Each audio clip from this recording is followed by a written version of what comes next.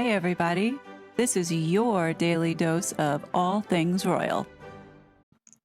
Welcome back, my gorgeous, good looking friends.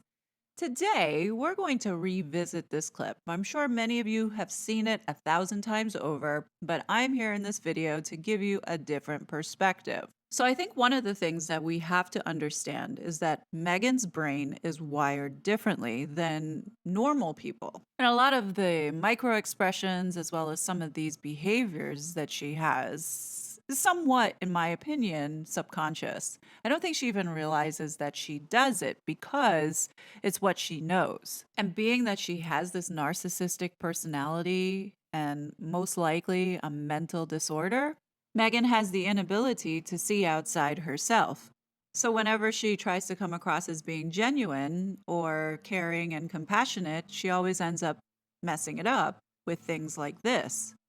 After going through the motions and getting what she needed on camera, it was time for her to move on to the next thing, hence dragging Harry along with her and using her claw to assert her dominance and control in efforts to do whatever she wants, which was leave that moment and go somewhere else. In this new clip that I found, you clearly see the silent power dynamics between Meghan and Harry, and Meghan's annoyance when her authority has been challenged and she doesn't get her way. And in these few seconds of this clip, you see her mask slip as well as her annoyance by expressing with twisting her mouth and biting her lip.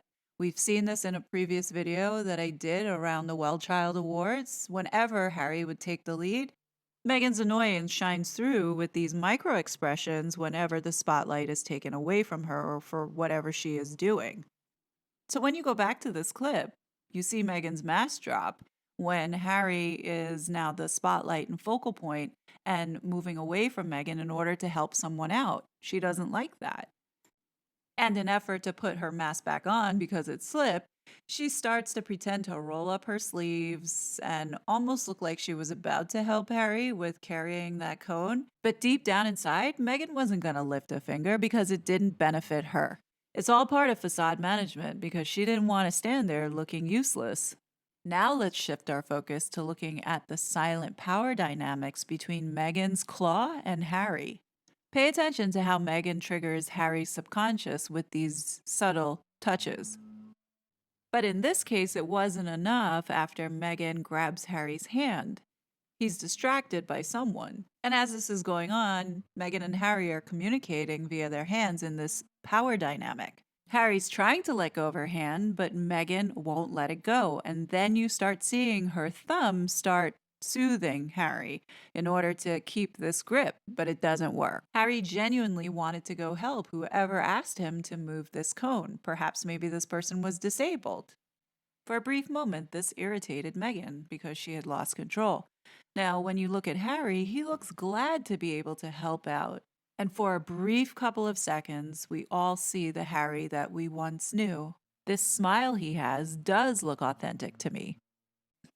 In any case, I thought that this would be interesting to share. Moving on to the next topic of this video is to follow up on this online safety bill. I think many of you can agree that there is definitely something going on with the Western world in trying to push these legislations through.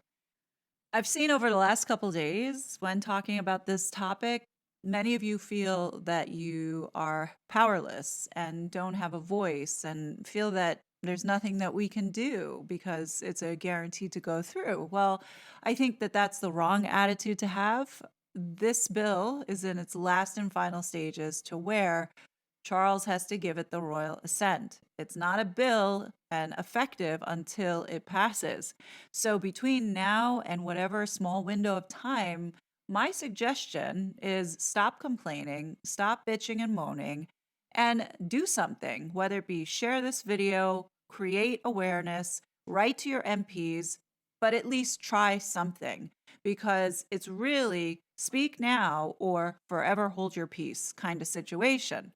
If you haven't seen the news about Canada, the people are outraged that the Canadian government, armed with a one world most repressive online censorship scheme announces that all online streaming services that offer podcasts must formally register with the government to permit regulatory controls.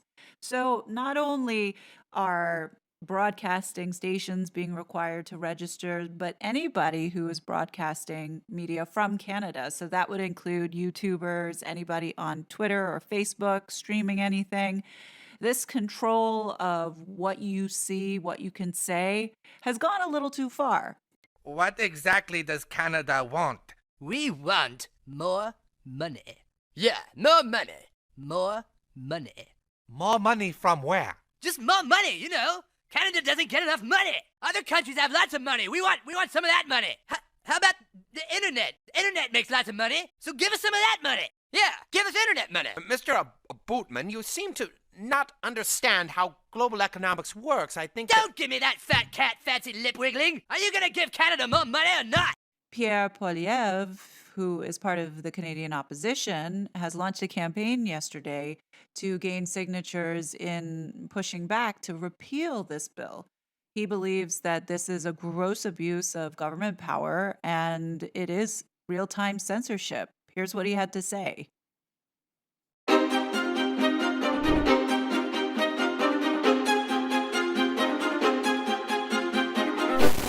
There's just an emergency here in Parliament Hill. The Liberals have just announced that they're shutting down debate. They're censoring debate on their censorship bill. Really, Bill C-11 is a censorship bill.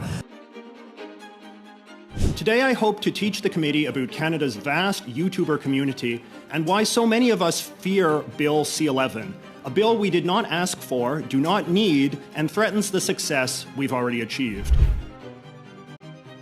This is terrifying and honestly wild for the government to just ignore digital creators and its viewers.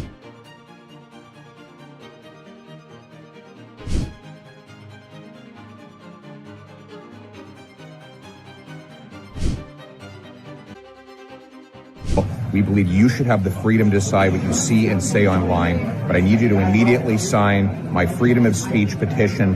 The link is right before you. Click, sign immediately. Let's bring home freedom. I want to give you back control of your life and make this the freest country on earth. This is the petition that Pierre is talking about. I'll put the link below. If you're Canadian, I highly recommend that you sign it because this is about your freedoms and your rights. As far as UK goes, you have to write to your MPs. In America, you have to write to your senators, especially that intelligence committee that Dianne Feinstein was on to stop the restrict bill. For those that don't know what the restrict bill is, you can look it up. It's Bill 686, also known as the TikTok ban bill, which that's who they're passing it off to the stupid people to make them believe that it's protecting us from China. But it's far worse than that. In fact, it supersedes in violations of privacy as well as your First Amendment. Now, I've been looking through the various pieces of legislation from the Online Safety Bill to Canada's C-18 bill to the United States Restrict Act. And not only that, the United States also wants to set up a brand new federal agency that's going to be strictly responsible for surveilling and policing people online. Obviously, the United States is watching what other Western countries are doing with their legislation and most likely plans on following suit. And as you know, the United States never is one to half-ass things when it comes to restricting its people. They're going to go full out, which is what I see in these bills. So that's just my take on what I'm observing. So right now, it's the reason why I'm so gung-ho about other countries trying to put a stop to this is because this is going to end up slowly coming to us. And it's going to be far worse. You know how America does. We always have to be the best at everything, or at least in their minds, have the most strict bills that are out there in order to show that, yeah, America has the most safe online environment. We're bigger, badder, whatever. But yeah, this is something we all need to pay attention to, and I can't stress the urgency around it. I have been keeping my eyes very closely on this, and especially with Meghan and Harry doing, they are contributing to taking away our freedoms globally. So this needs to stop. Anyhow, if you're from Canada, please sign that petition so Pierre can go ahead and repeal this bill and get it canceled, because this is going to be a nightmare for all. But what do you guys think? Definitely leave your thoughts below. As always, I will be back with more content. But until then, please be safe, and I will talk to you later. Bye. You're such a fraud.